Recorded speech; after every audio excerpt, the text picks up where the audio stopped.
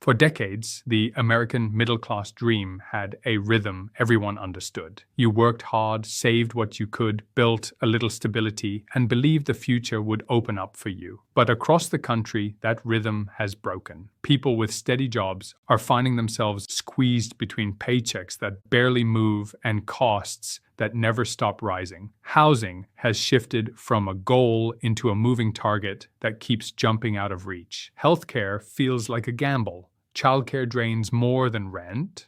And the daily reality for many people is the sense that they are running a race where the finish line keeps moving further away. This quiet breakdown has created a new kind of desperation, one that isn't always loud, but grows with every bill, every rent increase, and every year wages fail to catch up. When the median home price pushes above $420,000 and a typical mortgage demands payments that rival what used to be luxury rent, people start doing the math. They compare their income to the cost of simply existing, and the numbers don't make sense anymore. In Los Angeles, the average rent swallows nearly half of a working professional's monthly earnings. In New York, a one-bedroom apartment that once claimed a third of your paycheck can now take nearly two-thirds. Miami, Austin, Denver, cities that once felt attainable, have shifted into the realm of the unaffordable. And as costs climb, the traditional idea of building a life has quietly collapsed for millions. There is a growing realization that the American middle class has become an economic identity almost no one can actually afford to uphold. This collapse has sparked something unexpected. People are no longer only asking, how do I make it work here? They're beginning to ask, does it have to be here at all? The idea of seeking stability outside the country is no longer fringe or idealistic. It is becoming a practical, survival-based calculation. Americans are searching for what one viewer described perfectly as an escape route, not because they dislike their country, but because they can't sustain a middle-class life within it. This is what the exit strategy economy looks like, a growing movement of people who are discovering that a comfortable life may be easier to build somewhere else. In Portugal, this search takes on a very real shape. Renting a well-located apartment in Lisbon is often significantly cheaper than a similar space in Boston or San Francisco, and the quality of life metrics shift dramatically. Public transportation is reliable, healthcare is affordable, and daily necessities don't strain a budget.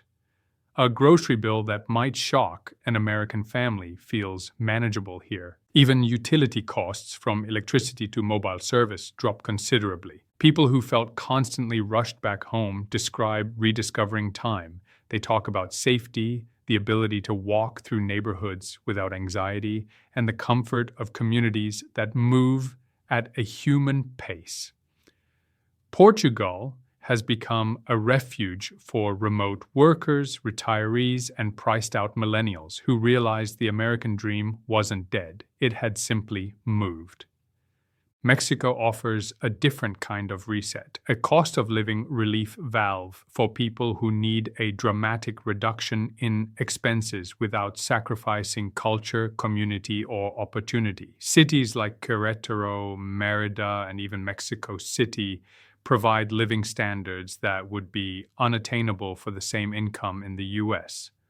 A monthly rent of $1,500 in the States can feel suffocating, but in Mexico, that same amount can provide a spacious home, weekly restaurant meals, and enough leftover breathing room to save.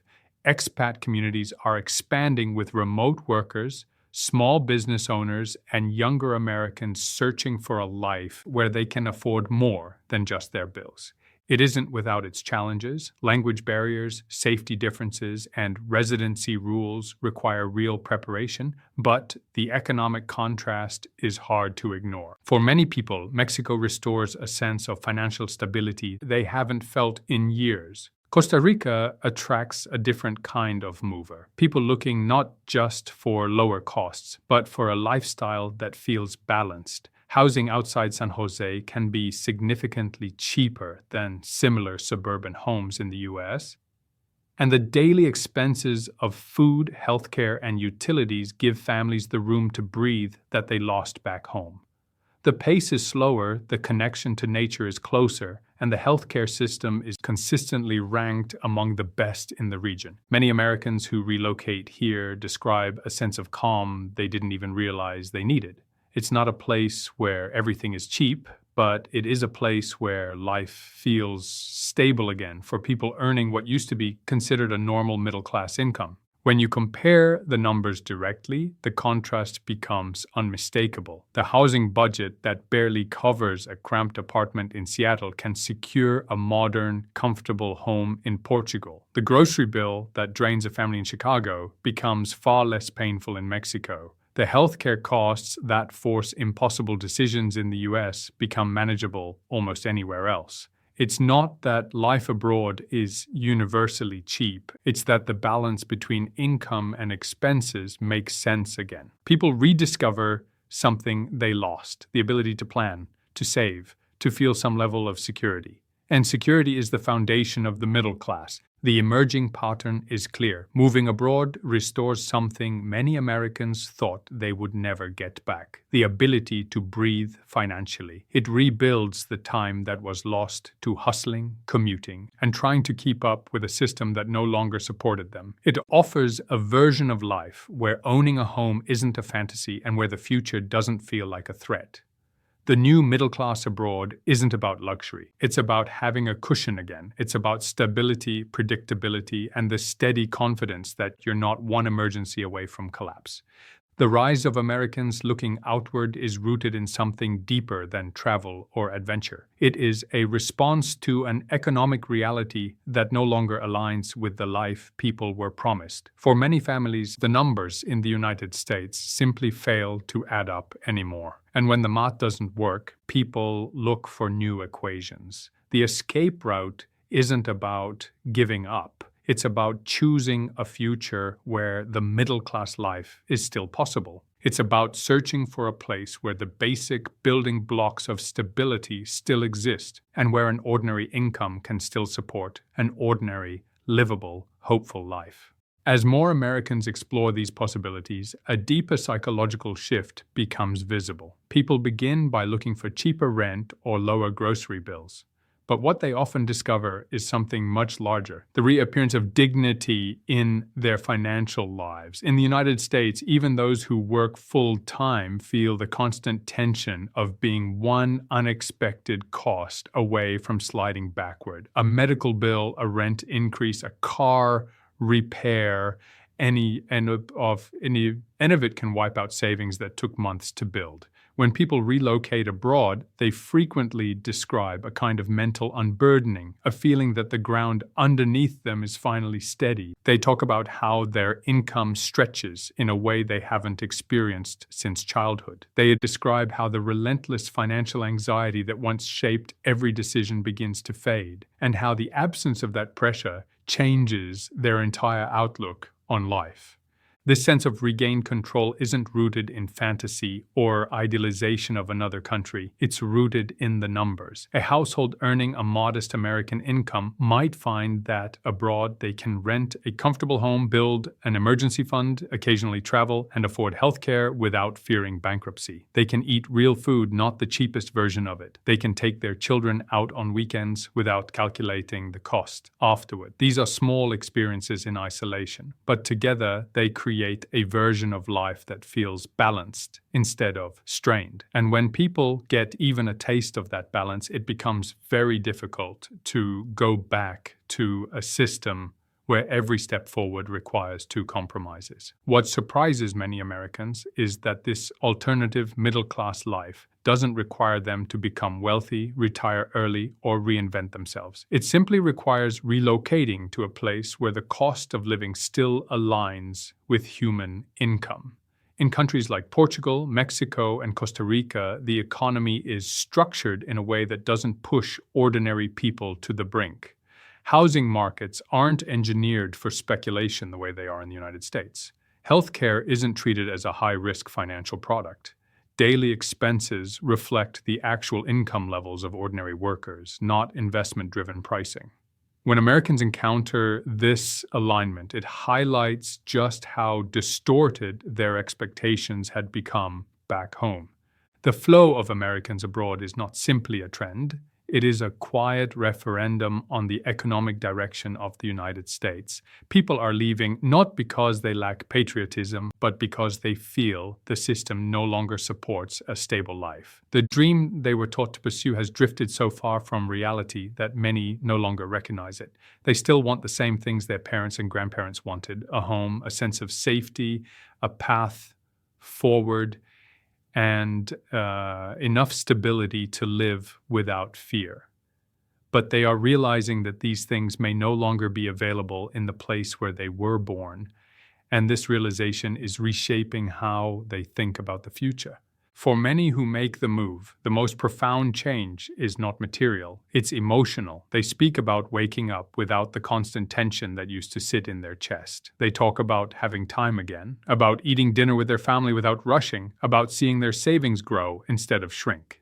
They describe simple moments, sitting in a cafe, walking to the market, hearing their children play, moments that feel ordinary yet were almost impossible to enjoy under the pressure they lived with in the United States. These emotional shifts are not captured in spreadsheets or cost comparison charts, but they define the real meaning of the escape. And as this quiet migration grows, it forces a difficult question. What happens when one of the wealthiest countries in the world can no longer offer its citizens a sustainable version of the middle-class life? People are no longer waiting for an answer. They are finding solutions on their own, crossing borders, reshaping their expectations, and building lives that feel more human. The exit strategy isn't about abandoning the American dream. It's about refusing to let the dream vanish. The deeper you look into this shift, the clearer it becomes that people aren't simply running from high prices. They are running toward a sense of normalcy that has disappeared from their lives. In the United States, the definition of normal has slowly expanded into something unsustainable. It has become normal to spend half your income on rent, normal to take on debt for basic medical care, normal to work multiple jobs just to stand still, normal to feel like you're failing even when you're doing everything right. Over time, that kind of pressure builds into something heavy and invisible, a quiet exhaustion that follows people everywhere. The realization that a middle-class life abroad is not only attainable but actually simpler than life at home has introduced a new question into the American conversation. What if the problem isn't us? What if the problem is the system we're trapped inside? When Americans visit places like Portugal or Costa Rica, they're often stunned by how ordinary life feels, how the pace matches the human body instead of the financial system. People walk, talk, eat, and rest at a rhythm that is familiar to anyone who remembers life before the rush.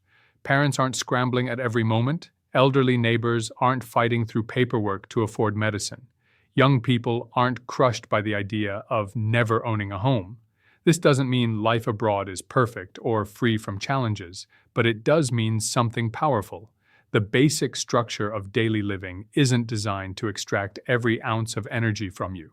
For many Americans, that contrast is life-altering. It also reveals something uncomfortable about the United States. The middle-class identity has become more of a branding exercise than a lived experience. It's a label used in speeches, campaigns, and advertisements, but the economic foundation that once supported it has weakened. People earn middle-class wages but live paycheck to paycheck. They have middle-class jobs but can't afford housing. They follow the middle-class formula: education, work, saving, but find themselves drowning in costs their parents never had to face. When they leave the country and experience a place where the middle-class life actually matches the middle-class income, the contrast becomes impossible to ignore. Some people worry that moving abroad is an extreme step, but for many, it has become the most rational decision they've ever made. They talk about the freedom of no longer planning every decision around rent. They talk about the relief of having healthcare that doesn't bankrupt them. They talk about having time and energy left at the end of the day, something they didn't realize they had lost until they got it back. Even those who initially left out of economic necessity discover that the emotional rewards are just as transformative as the financial ones. They reconnect with themselves in ways they didn't expect. They rediscover the version of life they thought disappeared years ago. This growing migration is also reshaping global demographics. Remote work has allowed people to earn American incomes while living in economies designed around more grounded cost structures. Retirees are finding that their savings stretch further, giving them years of comfort instead of years of worry. Young families are discovering that they can give their children a calmer, safer upbringing without the constant financial insecurity that shadowed their own childhoods. These individual decisions, one person, one family at a time, are slowly building a new global middle class. And a surprising number of these people are former Americans who simply chose a different equation for their lives. What stands out most in their stories is not the country they moved to, but the feeling they regained. It's the moment they realize their paycheck no longer feels like a lifeline. It's the moment they stop counting every dollar at the grocery store. It's the moment they understand that life doesn't have to feel like a constant emergency. These are small, quiet victories that add up to something profound. They signal that a sustainable, hopeful, everyday existence is still possible in the world. It just may not be located within the borders people always assumed. As this exit strategy economy grows, it calls into question a deeper truth. People will always seek a place where life makes sense. For generations, that place was America. But now millions are looking elsewhere, not out of rejection, but out of need. They are searching for fairness, balance, affordability, and the sense that a middle-class life is not a relic of the past. And as long as that search leads them to safer, calmer, more stable ground abroad, the quiet migration will continue. For many Americans watching this unfold, the idea of leaving the country still feels like a drastic step, a last resort reserved for people who have given up on the place they grew up in. But the truth is far more human. People aren't leaving because they stopped believing in the idea of a better life. They're leaving because they still believe in it. They believe they deserve stability. They believe they deserve safety. They believe they deserve the chance to build something without sacrificing every hour of their lives. And when the place that once promised these things can no longer deliver them, the instinct to look outward isn't abandonment. It's survival. It's clarity. It's the simple recognition that a meaningful life shouldn't require the exhaustion that has become normal in the United States. The more you listen to the stories of those who have left, the more you hear a common theme. They didn't move abroad to chase luxury. They moved to reclaim normalcy. They moved for evenings where they don't have to scroll through bank balances. They moved for mornings where they don't wake up already stressed. They moved for the ability to plan a future without the fear that one unexpected cost will destroy everything they've built. These are not extravagant dreams. They are the baseline hopes of ordinary people. When these hopes become inaccessible at home, people follow them wherever they lead. The decision to relocate is never simple. It requires courage, planning, sacrifice, and the willingness to step into the unknown. But people who make that leap often say something remarkable. They didn't realize how much of themselves they had lost until they left. They talk about the shock of having quiet evenings again. They talk about the comfort of knowing their health is not tied to their wallet. They talk about looking at their children and realizing that they now have time, real time, uncompressed time to watch them grow. These realizations don't erase the complexity of living abroad, but they deepen the understanding of just how unsustainable life had become before. As this quiet movement continues, it reflects a larger truth about this moment in American life. People are no longer waiting for promises that never materialize. They are no longer assuming that hard work alone will protect them. They are no longer accepting that the cost of living must be an unending climb. They are choosing a different path, not because it is easy, but because it is possible. And in that choice, they are redefining what the middle class means, not as a dream tied to one nation, but as a way of living that can be built wherever the balance between income and expenses still respects human dignity. The exit strategy is not an escape from responsibility or an act of defeat. It is a quiet declaration that life should feel livable. It is a commitment to sanity, stability, and the belief that a person's worth shouldn't be measured by how well they endure financial pressure. People searching abroad for the middle-class life aren't running from their country. They're running toward a version of life that still feels fair. And whether they find it in Portugal, Mexico, Costa Rica, or somewhere entirely unexpected, the message they send back is the same. The middle-class dream isn't gone. It just might be waiting somewhere else.